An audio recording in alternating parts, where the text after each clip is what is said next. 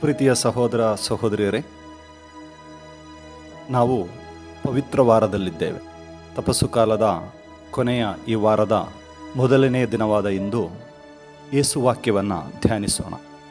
ಮತ್ತಾಯನು ಬರೆದ ಶುಭ ಸಂದೇಶ ಅಧ್ಯಾಯ 13, 29, 30 ವಾಕ್ಯಗಳು ಹೀಗೆ ನುಡಿಯುತ್ತದೆ. ಬೇಡ ಬೇಡ, ಕಳೆಯನ್ನು ಕೀಳುವಾಗ ಗೋಧಿಯನ್ನು ಕಿತ್ತು ಬಿಟ್ಟಿರಿ. ಸುಗ್ಗಿಯವರೆಗೆ ಎರಡು ಒಟ್ಟಿಗೆ ಬೆಳೆಯಲಿ.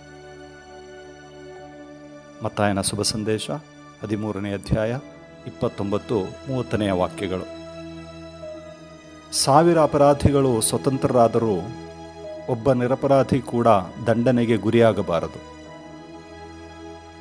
ನೀತಿ ನ್ಯಾಯ ನಿರ್ಣಯಿಸುವ ನ್ಯಾಯಾಲಯದ ಸುವರ್ಣ ನಿಯಮವೇ ಸ್ವರ್ಗದ ನಿಯಮ ಎಂದರಿಯುವಾಗ ಮನಸ್ಸಿಗೆಷ್ಟು ಆನಂದ. ಗೋಧಿ ಹೊಲದ ಮಗ್ಗುಲಲ್ಲಿ ನಿಂತಿರುವ ಪ್ರಭುವಿನ ಮುಖಕಾಂತಿಯಲ್ಲಿ ಯಾವ ಬದಲಾವಣೆಯೂ ಇಲ್ಲ. ಉತ್ತಮ ಸಸಿಗಳು ಚಿಗುರೊಡೆಯಬೇಕೆಂದು, ಬೆಳೆಯಬೇಕೆಂದು, ಫಲ ಕೊಡಬೇಕೆಂದು ಬಯಸುವಾಗಲೂ ಅವರ ಮುಖದಲ್ಲಿ ಯಾವುದೇ ರೀತಿಯ ಹಠವಿಲ್ಲ. ಕೆಡುಕನ್ನು ಬೇರು ಸಹಿತ ಕಿತ್ತೆಸೆದು ನಾಶ ಮಾಡಬೇಕೆಂಬ ಭೀಷ್ಮ ಪ್ರತಿಜ್ಞೆಯೇನೂ ಅವರಿಗಿಲ್ಲ. ಗೋಧಿಯ ತೆನೆಗಳು, ಕಳೆಗಳು ಒಟ್ಟಿಗೆ ಬೆಳೆಯಲಿ. ಏತಕ್ಕಾಗಿ? ಅದಕ್ಕೆ ಕಾರಣಗಳಿವೆ. ಪ್ರತಿಯೊಬ್ಬರೂ ದರ್ಶಿಸಬೇಕು. ತೆನೆ ಬಿಟ್ಟು ನಿಂತಿರುವ ಒಳಿತನ್ನು, ತೆನೆ ಬಿಡದ ಕಳೆಯನ್ನು ಮನುಷ್ಯ ವಿವೇಚಿಸಬೇಕು, ಕಣ್ತೆರೆದು ನೋಡಬೇಕು. ಕೆಲಸಗಾರರು ನಿದ್ರಿಸುತ್ತಿರುವಾಗ ವೈರಿ ಅಥವಾ ಶತ್ರು ಮೋಸ ಮಾಡಿದ್ದು. ಆದುದರಿಂದ ನಿದ್ರಿಸುವವನು ಎಚ್ಚೆತ್ತು ಇದನ್ನು ನೋಡಲೇಬೇಕು. ಒಳಿತಿನಿಂದ ಅಲಂಕೃತನಾದ ಮಾನವನಿಗೆ ನೆರಳಾಗಿ ಕೆಡುಕುಗಳಿವೆ ಎಂದು ನಾವು ಒಪ್ಪಲೇಬೇಕು. ಭೂತಕಾಲದಲ್ಲಿ ಅಥವಾ ಬಾಲ್ಯಕಾಲದಲ್ಲಿ ಯಾವುದೋ ಗಳಿಗೆಯಲ್ಲಿ ನಿದ್ರಿಸಿದ್ದೇ ಕಾರಣ.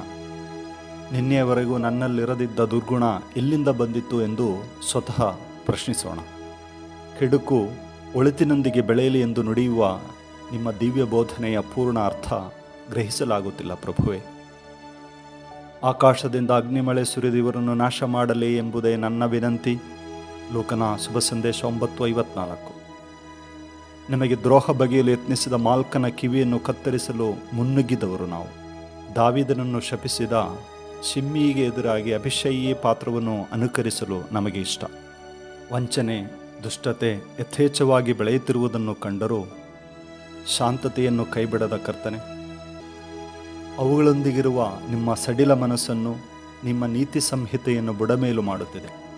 ಕೇಡಿನೊಂದಿಗಿರುವ ದಾಕ್ಷಿಣ್ಯವಲ್ಲ, ಒಳಿತಿನೊಂದಿಗಿರುವ ವಾತ್ಸಲ್ಯವೇ ಈ ಹಂಬಲಿಸುತ್ತಿರುವ ನಿಮ್ಮ ಮನಸ್ಸಿನ ಅಡಿಕಟ್ಟು ಎಂದು ಗ್ರಹಿಸಲೇ.